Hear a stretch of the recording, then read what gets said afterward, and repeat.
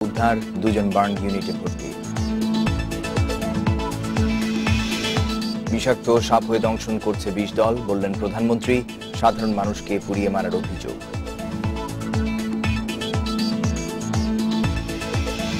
খালেদা জিয়ার গুলশান কার্যালয়ের বিদ্যুৎ, টেলিফোন, ডিশ ও ইন্টারনেট সংযোগ বিচ্ছিন্ন, রিজভী আটক।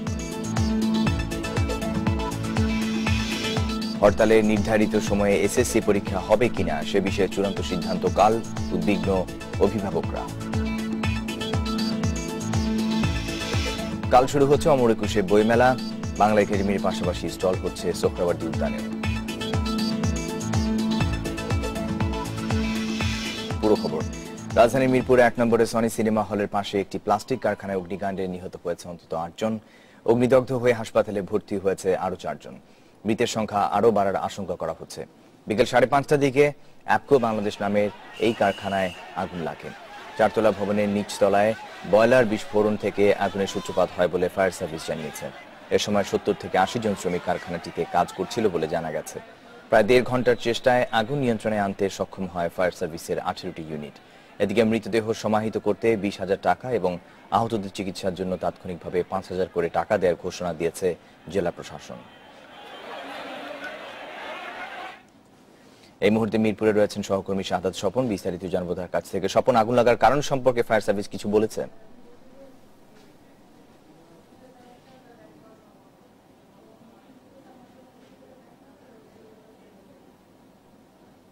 বাহিনীর যে ঢাকা মেট্রোপলিটনের যে কমিশনার আছেন, ডিএমপি কমিশনার, তার সাথেও কথা বলেছিলাম। আগুনের কারণ সম্বন্ধে আমি জানার চেষ্টা করেছিলাম তাদের কাছে। আপনি দেখতে পাচ্ছেন যে এখানে প্রচুর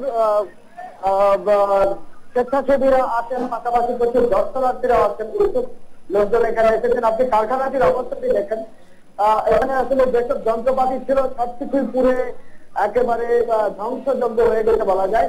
আসলে এটি ছিল একটি প্লাস্টিকের ওয়ান টাইমের প্যাকেট তৈরির কারখানা মূলত, এবং প্লেট তৈরির কারখানা আমরা যতটুকু জানতে পেরেছি। তো এখানে কর্তব্যরত যারা ছিলেন তাদের সাথে আমরা কথা বলে, বিশেষ করে ফায়ার সার্ভিসের সাথে কথা বলে জানতে পেরেছি যে মূলত ২টি বয়লার বিস্ফোরণ হয়েছে। তবে আমরা দেখতে পেরেছি যে আরেকটি গ্যাস সিলিন্ডার বিস্ফোরণ হয়েছে এখানে, আমরা সেটি দেখেছি। এবং এখানে আমরা দাঁড়িয়ে থাকার পরে এখান থেকে গ্যাসের গন্ধও পাচ্ছি, আমরা গ্যাসের তীব্র গন্ধ বের হচ্ছে এখানে। তো এখন পর্যন্ত এতটুকু জানা গেছে যে মূলত গ্যাস সিলিন্ডার বিস্ফোরণ এবং ২টি বয়লার বিস্ফোরণে আগুনটি ছড়িয়ে পড়ে, এবং ছড়িয়ে পড়ার পর যথারীতি এখানে ফায়ার সার্ভিসের কর্মীরা আছেন। ফায়ার সার্ভিসের মোট ২০টি ইউনিট এখানে কাজ করেছে, এবং তাদের চেষ্টায় প্রায় ১.৫ থেকে ২ ঘন্টা চেষ্টায় তারা আগুন নিয়ন্ত্রণে আনতে সক্ষম হয়েছে। এবং আপনি জানেন যে ইতিমধ্যে ৮ জনের মৃতদেহ পাওয়া গেছে বলে ডিএমপি কমিশনার এখান থেকে ঘোষণা দিয়েছে। যদিও এখানে স্থানীয় লোকজন দাবি করছেন যে এর থেকে আরো বেশি, মৃতের সংখ্যা এর থেকে আরো বেশি হতে পারে।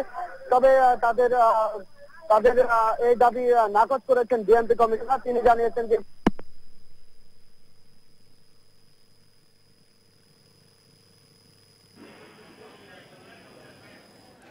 শাহাদাত স্বপন মিরপুরে আগুন লাগার বিষয়ে বিস্তারিত জানাচ্ছিলেন। যাচ্ছি পরের খবরটিতে। বিএনপি নেতৃত্বাধীন ২০ দলীয় জোট বিষাক্ত সাপের মতো দেশকে দংশন করছে, এমন মন্তব্য করে ধ্বংসাত্মক রাজনীতি থেকে তাদের বেরিয়ে আসার আহ্বান জানিয়েছেন প্রধানমন্ত্রী শেখ হাসিনা। বিকেলে রাজধানীর গ্রিন রোডে পানি ভবন সহ ৩টি ভবন নির্মাণের ভিত্তিপ্রস্তর স্থাপন অনুষ্ঠানে তিনি এ আহ্বান জানান। দেশের পানি সম্পদ ব্যবস্থাপনাকে আরও গতিশীল ও কার্যকর করতে নির্মাণ করা হচ্ছে বাংলাদেশ পানি উন্নয়ন board, centre for environmental and geographic information services এবং ইনস্টিটিউট অব ওয়াটার মডেলিং এর ৩টি ভবন। ভবনগুলোর ভিত্তিপ্রস্তর অনুষ্ঠানে যোগ দেন প্রধানমন্ত্রী শেখ হাসিনা। প্রধানমন্ত্রীর ভাষণে নানা প্রসঙ্গের সাথে উঠে আসে চলমান রাজনীতির প্রসঙ্গ। ২০ দলীয় জোটের সমালোচনা করে সহিংসতার রাজনীতি থেকে তাদের বেরিয়ে আসার আহ্বান জানান প্রধানমন্ত্রী। ২০ দল বাংলাদেশের জন্য যেন একটা বিষ ফোড়া হয়ে গেছে এবং বিষধর সাপের মতো বাংলাদেশকে এখন দংশন করছে, আগুন দিয়ে পুড়িয়ে পুড়িয়ে মানুষ হত্যা করছে। এই খেলা তাদের বন্ধ করতে হবে, কারণ বাংলাদেশের মানুষ কখন এটা মেনে নেবে না। মানুষের জীবন নিয়ে এভাবে ছিনিমিনি খেলা, এটা আমরা খেলতে দিতে পারি না। যত বাধাই আসুক না কেন, কোনো অশুভ শক্তি যেন দেশের অগ্রযাত্রাকে নস্যাৎ করতে না পারে, সেজন্য দেশবাসীকে ঐক্যবদ্ধ হওয়ার আহ্বান জানান প্রধানমন্ত্রী। যারা যুদ্ধ অপরাধী, মানবতা বিরোধী কর্মকাণ্ডে লিপ্ত ছিল, তারাই আবার সক্রিয় হয়ে উঠেছে বাংলাদেশের এই অগ্রযাত্রাকে ব্যাহত করতে। বাংলাদেশের অগ্রযাত্রা কেউ যেন থামাতে না পারে, তার জন্য আবার ওই ৭১-এর চেতনা নিয়ে, মুক্তিযুদ্ধের চেতনা নিয়ে সকল মানুষকে ঐক্যবদ্ধ হওয়ার আহ্বান আমি জানাচ্ছি। এছাড়াও দেশের উন্নয়নের স্বার্থে নদ নদী সংরক্ষণে প্রয়োজনীয় ব্যবস্থা গ্রহণে পানি সম্পদ মন্ত্রণালয়কে নির্দেশনা দেন তিনি। বাংলাদেশের উন্নতি করতে হলে এই নদীগুলিরও সংরক্ষণ করা একান্তভাবে প্রয়োজন। ভবন ৩টির ভিত্তিপ্রস্তর স্থাপন করেন প্রধানমন্ত্রী শেখ হাসিনা। ৩ বছরের মধ্যেই ভবনগুলোর নির্মাণ কাজ শেষ হওয়ার কথা রয়েছে। Tanzir Mehedi, independent news, Dhaka. BNP chairperson Begum Khaleda জিয়ার গুলশান কার্যালয়ের টেলিফোন, ডিশ ও ইন্টারনেট সংযোগ বিচ্ছিন্ন করার অভিযোগ পাওয়া গেছে। এর আগে মধ্যরাতে বিদ্যুৎ সংযোগ বিচ্ছিন্ন করা হয়। শুক্রবার রাত 2:45 গুলশান কার্যালয়ের সামনে আসে টেস্কোর কর্মীরা। এরপর কার্যালয়ের পাশের খুঁটি থেকে বিদ্যুৎ সংযোগ বিচ্ছিন্ন করে তারা।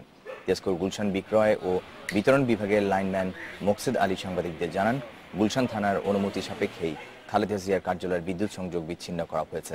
এছাড়া আজ রাতে গুলশান কার্যালয় থেকে বের হওয়ার পর বিএনপি নির্বাহী কমিটির সদস্য খালেদা ইয়াসমিনকে আটক করে পুলিশ। বিএনপি যুগ্ম মহাসচিব রুহুল কবির রিজভীকে গাড়ি পোড়ানোর মামলায় গ্রেফতার দেখিয়েছে পুলিশ। তাকে মিন্টু রোডের গোয়েন্দা পুলিশের কার্যালয়ে নেওয়া হয়েছে। এর আগে বিকেলে বিএনপির এই নেতাকে বাড্ডা থানায় হস্তান্তর করে র্যাব ১। রাতে বাড়িধারার একটি বাসা থেকে তাকে আটক করা হয়। পুলিশ জানিয়েছে, রিজভীর উস্কানিতে ২৬শে জানুয়ারি রাজধানী বাড্ডায় বাসে আগুন দেওয়া হয়। ওই ঘটনায় দায়ের করা মামলায় তাকে গ্রেফতার দেখানো হলো। নিচ্ছি ৪০ সেকেন্ড বিরতি।